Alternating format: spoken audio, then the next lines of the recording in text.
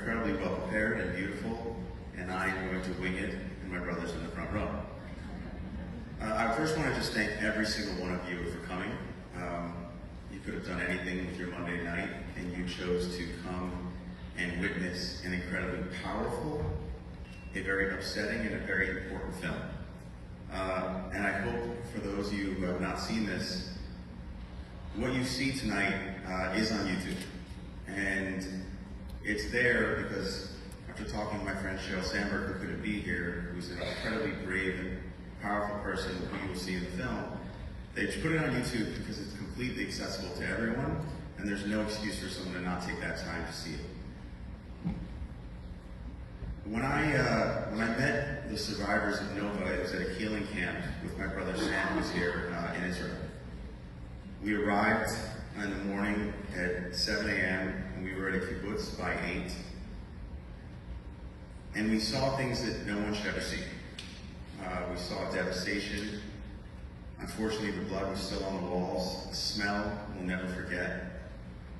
And then we went from those communities to the Nova field. And we kind of expected to see what we saw, unfortunately.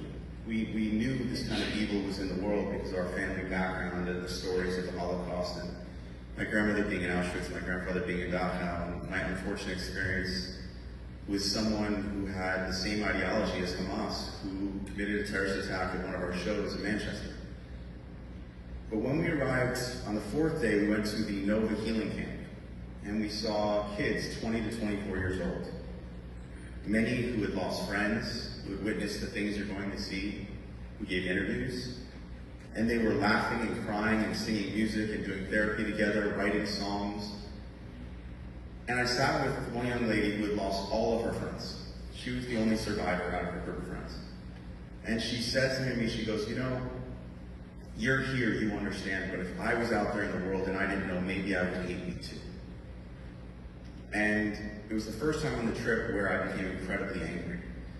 Because what happened to those kids at a music festival, the same music festival where our families would have gone to Coachella, or Stagecoach, or Governor's Ball, it was truly a music festival, and these kids were murdered as they were running away, as they were hiding in porta potties, as they were trying to escape in cars.